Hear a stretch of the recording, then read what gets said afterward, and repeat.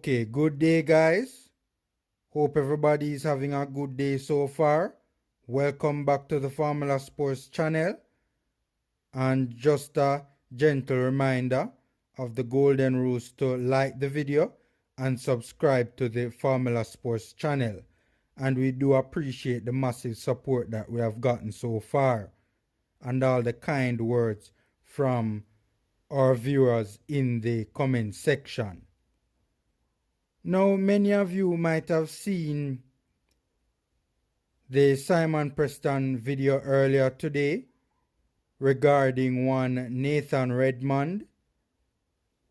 And basically, Simon was basically saying that the player is very interested in playing for Jamaica and wants to have a sit down with the Jamaica Football Federation, right? Just to see where he would fit in, how he would fit in, what his role will look like, and to sort out other particulars, I guess.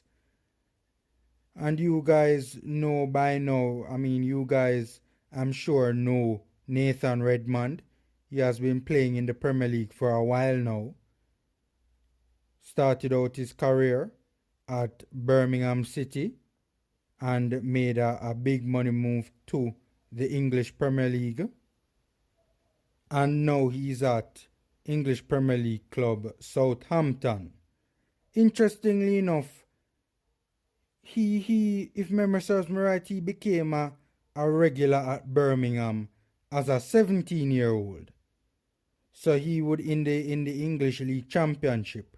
So he would have broken into the professional ranks at an extremely young age, right? And some have even been a little bit disappointed that his career has not, he has done well, but many thought that Redmond was going to be a superstar. If you are starting and playing a very important role, right, for Birmingham City in the English League Championship as a 17-year-old, many would think that you have an extremely high ceiling. Right, he also played a number of games in the English youth ranks as well, in terms of for the English national youth teams as well. In particular, the England under-21 team. He has made 38 appearances for the England under-21 team and has scored 10 goals. That's a lot of goals to score for the English under-21 team. So many thought that he would not have had much challenge or many challenges getting into the English national team, where the big boys are. But he has only gotten one cap so far, and obviously that was in a friendly and a match that would not have prevented him from playing for another country. So that's the situation with Redmond right now. He is seemingly very, very interested. As a matter of fact, Simon said he wants to play for Jamaica. So, that's extremely good news. The fact of the matter is, regardless of whether or not he has achieved his full potential, the fact of the matter is he's still a very good player, playing at an extremely high level, right? And obviously Simon would have said that it is obviously on the conditions of him meeting with the federation, and obviously that is normal and that is natural. And right now Nathan Redmond is obviously in very good form, having scored 3 goals in his last 2 games for Southampton, scoring in the English FA Cup and in the Premier League. So that's very good. He had some injuries earlier on in the season, and obviously Southampton were flying at that point in time. And even when he came back, even though he was getting a lot of game time, it was mostly coming off the bench. But now we see with some injuries and stuff like that, he is now getting more time, even more time, and even starting. And he's making full use of it, right? He's grabbing his opportunity by the scruff of the neck and really doing well with it and putting the ball in the back of the net. So that is good. He has never really been a prolific goal scorer in his career, right? He has really not been a prolific goal scorer throughout his career, but his numbers are still good. I mean, I'm looking at his numbers right now, and even though he's not known to be a prolific goal scorer, he has made 190 appearances for Southampton.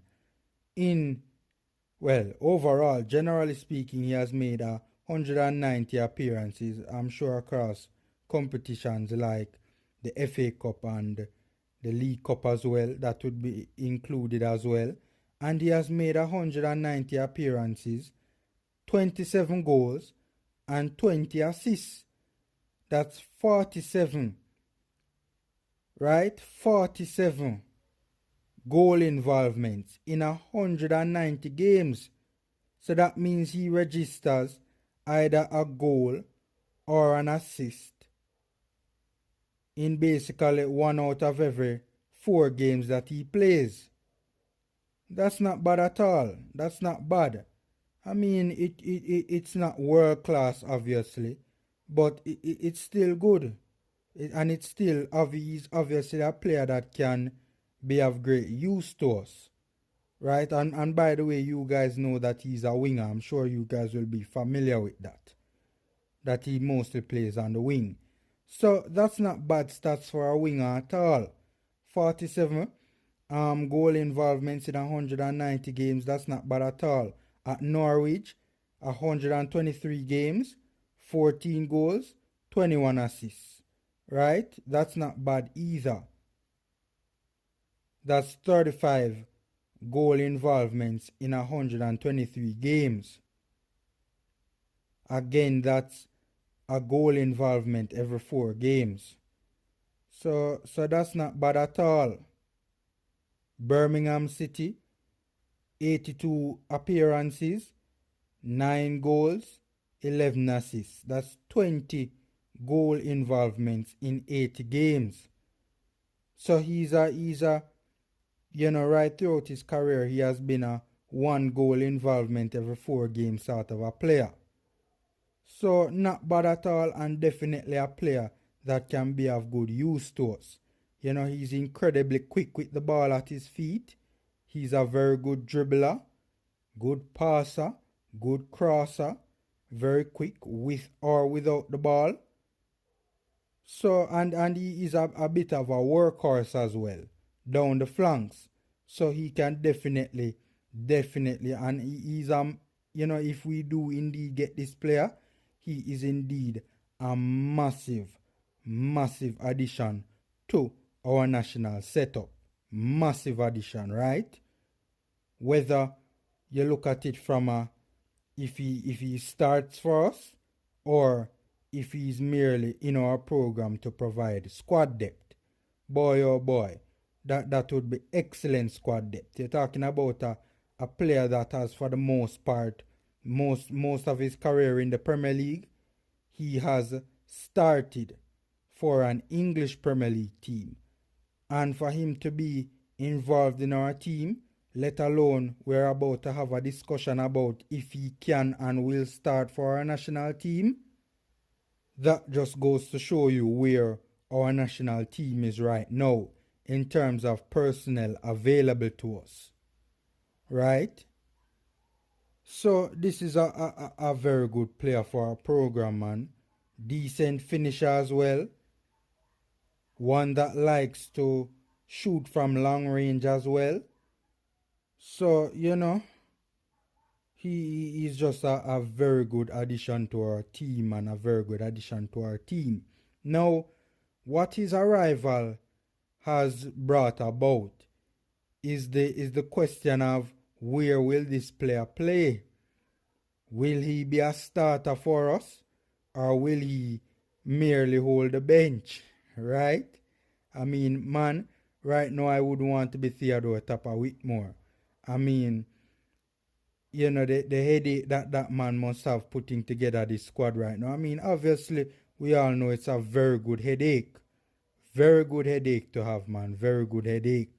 But, you know, to really and truly, I mean, and it's good to have so many options, but it must be really a hurted experience for Tapa right now to be going ahead and picking this team. My thing is, we all know that Tapa likes to play with a 4-2-3-1, right? We all know that that is Theodore Whitmore's favored position, or rather formation, right? We all know that is Theodore Whitmore's favored formation. So the question is, with all of these, are this massive influx of English-born players, the likes of Antonio, you know, if Tony comes, we're hearing rumors that Tony has made up his mind and has chosen Jamaica. I am not saying that is the case. I'm just saying that that is word on the streets, right? But Antonio has already, you know, chosen us. Bobby D. Cordova-Reid has obviously played for us a couple of times. And we have other players as well that are looking to try and come in at this time. Now, my thing is that, again, the big question is, can or will Nathan Redmond start for us? Right? Is he a starter for this Jamaican team right now? I mean, if we're going to play this player, it will more than likely have to be in a wide position. And my thing is that if Theodore Tapa Whitmore goes for a 4-2-3-1, right? I would personally prefer to see if Ivan Toney comes and plays for us. I would want to see both Ivan Toney and Mikel Antonio on the pitch at the same time. That would be my preference, right? I would like, here's how my front four, ideally how I would want my front four to look, or what I would want my front four to look like. If I was Coach Tapa Whitmore, obviously, I would want Mikel Antonio on the left. I would want Ivan Toney playing through the middle as our number 9. I would want Leon Bailey on the right. And I would want Bobby D. Cordova-Reid playing as our number 10. Right? So if we go with a 4-2-3-1, where would Nathan Redmond play? Right? Would you guys think that Nathan Redmond should start as a number 10 over Bobby D. Cordova-Reid? Is he a better player than Bobby D. Cordova-Reid? Because my whole thing is, again, I want Tony and Antonio on the pitch at the same time. Right? That's what I would want personally. I think that the physical presence that both those two players would provide us up front with, it would just be, it would be destructive, man. And both players are excellent at holding up the play, right? And that will help us get up the pitch as well, right? Them holding up the play for us and bringing the midfield and into the attack and bringing up the team forward as well. So my whole thing is that I really, you know, I think so very highly of Mikel Antonio. I mean, I was just watching him against, who was West Ham playing against a while ago? They were playing against Wolverhampton Rovers. And man, this guy was just a menace. I mean, sadly, he came off because he had a bit of an issue, right? I don't think it's a major injury, but at the time they were up 2-0, and I think they were just taking precautions with Antonio because he's such a valuable player. But man, on the ball, he is just so very good, and he is just so strong. I mean, he was just darting past Wolverhampton defenders like crazy, beating them. He is so good on the dribble. He moves so quickly with the ball at his feet. He's so strong. His hold-up play is magnificent. This is a guy that up front, it's almost as if he doesn't even need any help when he's in full flow, right? So my thing is, can you imagine what he and the championship leading goal scorer will do up front when Antonio is out wide and Tony is going through the middle, because Mikel Antonio is very, very, very capable of playing as a winger and will do an excellent job for us as a winger. And my thing is, again, if I can have a system in place that facilitates both those two players on the pitch at the same time, I would highly advise Theodore Tapper-Whitmore to go that route and have both those two players on the pitch at the same time, both Antonio and Tony. So from that standpoint, in my humble opinion, Nathan Redmond just cannot play over Mikel Antonio, man. That would be madness in my opinion, right? The amount of goals Mikel Antonio scoring for West Ham as well, off the wing and also through the middle as well. He is a goal I mean, he's just such a big deal, man. His arrival is such a blessing to the program, man. Right? I mean, he was just almost single-handedly, before he came off, taking on Wolverhampton Rovers and causing them a ton load of problems with his balance, pace, dribbling, physical ability. He's such a complete package, guys. Such a complete package. Dropped the shoulder and darted pass, if memory serves me right. It was either the right back or the right centre back, right? And just released a shot from distance, man. Patricio was just diving, man, and barely got a finger onto it and put it onto the post. So Mikel Antonio just has to start for me, man. He just has to, right? Ivan Toney is on the verge of breaking the goal scoring record in a top 10 league in the world, arguably top 8, right? 28 goals now, if memory serves me right, for the season so far. Almost a goal a game. I mean, come on, man. Tony has to start as well. So I don't even agree with people when they say that put Antonio through the middle and put Redmond on the left. Because I think a lot of people seem to underrate or underestimate Ivan Toney. Right? I hear people talking about he's not good on the ball. Guys, that's not true. Ivan Toney is good on the ball. The problem is you guys like the skillful, the tricky, right? The dribblers, the pretty kind of players, right? The players that are very pleasing to the eye, right? That's the type of players you guys like. So you guys, because Ivan Toney is not that kind of a player, you guys think he's not good on the ball.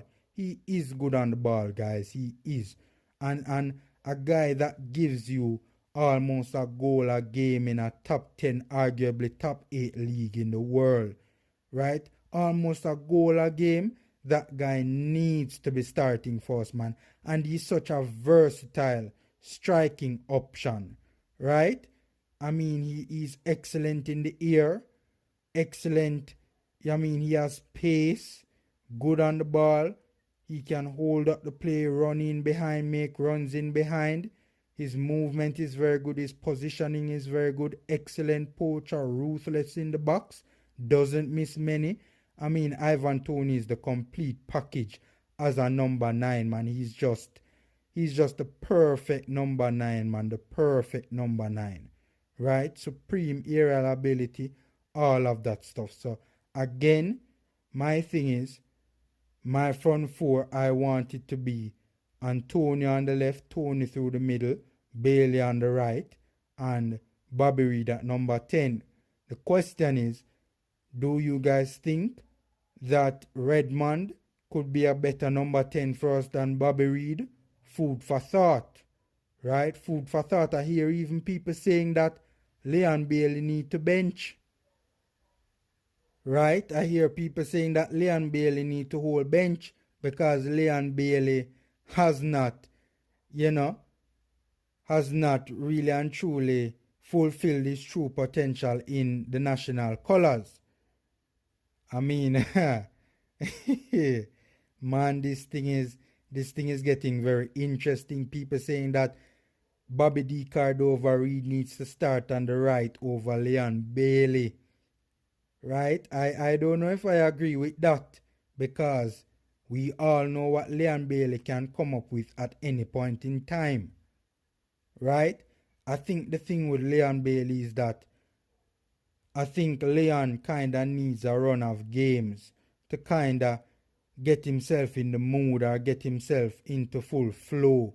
And I think the ad hoc games that he would play for the Reggae Boys kind of, it doesn't facilitate, because the factor, in my opinion, I think that Leon Bailey is kind of a foreign player. And obviously the ad hoc every now and again games that he plays for the Reggae Boys does not facilitate that sort of a thing. But again, we all know what Bailey can do at his best when he's in full flow. And to be fair to Bailey, we have seen glimpses of glamour from Leon Bailey, right? We have seen in the national colours, we have seen glimpses of glamour. And he hasn't played badly. He has not provided the fireworks that we expected so far, but he has not played badly. So I would not recommend that. I still want Bailey to start for us. So, I mean, this is getting very interesting, right? I'm trying to think of a formation that we could play to facilitate all five starting. Is that even possible? Right now I'm trying to think of it, and I cannot think of a formation that can facilitate all five starting. Right? 4-4-2 wouldn't do that either. That's also a possibility, but I highly doubt that Theodore Whitmore will play that formation, and that won't facilitate all five either. Could a 4-3-3 facilitate all five? Right? The boy. Okay, I'm thinking about it now. A 4-3-3, Antonio, Tony, and Bailey in the front three, and in the midfield, Bobby D. Cordova-Reid on the right of the midfield three, and Nathan Redmond on the left of the midfield three. What you guys think about that? Hit me in the comment section and let me know what you guys think about that. That is very interesting, because I mean, the thing about Nathan Redmond is, guys, Nathan Redmond has never really been all that prolific in front of goal, right? He's not a goal scoring winger per se. Could we put him in the midfield? And his great ability on the ball, and his good dribbling and his pace and his quick movement with the ball at his feet, good on the half turn, he could play a very good role in helping to get us up the pitch. A lot of people saying that the midfield kind of looking a little bit weak. Could we play a Nathan Redmond in a 4-3-3 in the midfield three, and use Redmond on the left of the midfield three to help in getting us up the pitch and helping the attack? And he's also a bit of a busy bee in the midfield as well. Likes to get around, a very hard-working player. He's that kind of a player that likes to get up and down and get around. A bit of a live wire, right? So that means that, if we're going to play Bobby D. Cordova-Reid on the right of a midfield three and Redmond on the left of a midfield three, the likes of Ravel, I don't see Ravel, obviously we would need a bit of an enforcer in that midfield three. I don't know, a Hayden, a Daniel Johnson could play in the center of that midfield three as well. So, Louis Baker is a name that is being called as well. So, I don't know, man. Things are getting very interesting. Things are getting very interesting. I I wouldn't want Antonio in the midfield three. Obviously, we want Antonio as far up the pitch as possible, right? As close to goal as possible, as he can possibly be, right? In as an advanced position as possible. So, things are getting very interesting. Or could we have as I said, more Tapper? Tapper has changed formations a couple of times, but for the most part, he does go with a 4-2-3-1. So, with that being said, would we put Nathan Redmond on the bench and use Nathan Redmond as an impact sort of a player, impact sub? It is very, very interesting, man. Very, very interesting. And Tapper right now must be scratching his head the more of these overseas born players come out of the woodwork, man. Because more and more his job is proving, in terms of from a selection standpoint, his job is proving that it's going to be more and more difficult, man. So, let's see how things turn out. Let's see how things turn out. As I say, Antonio and Tony must be on the pitch at the same time. I don't want Antonio playing through the middle and Redmond playing on the left and Tony on the bench. I personally don't subscribe to that. But let's see how it works. Can you imagine if we turn up into the World Cup qualifiers with Redmond on the bench though? Think about that, how that would drive fear into our opponents seeing an English Premier League player on the bench, man. Jamaica will side with a big if you look on the bench and see an English Premier League player on the bench, man. That's crazy, man. A starting English Premier League player at that. But let us see how things work out. Let us see what Tapper does. I am very happy though that these bigger name players are coming to play for us. England needs to continue to produce big teams so that it makes it difficult for the likes of players of a certain type of a quality like a Redmond. Gone are the days when Redmond would have made the English team, or an Antonio would have been a sure player in the English team.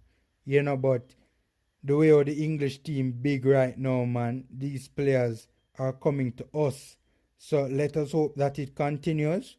If Nathan Redmond indeed comes, which I do think he will, and which it is looking like he will come and play for us, we welcome him. He's a massive addition to the team. I know that Marlon King over the years would have been trying to influence him to come and play for Jamaica. So it's something that he has been thinking about for a while. So let's see how it turns out. Let's see how it works out. And also right now, he's in top form right now, man. So let's see how it works out. Let's see where he plays or where he doesn't play. But we do welcome him into the team. And once the federation can sort out certain issues, man, the future does indeed look bright. He's 27 years old now. He can go for another World Cup cycle. So let's see how things work out and how things turn out for our Reggae Boys team, right? Good to see this massive influx of English-born players, right? They are quality. They are real quality. So, okay, guys, that's my 2 cents. Enjoy the rest of your day. Take care. A gentle reminder to like the video and subscribe to the Formula Sports channel. So, guys, until next time.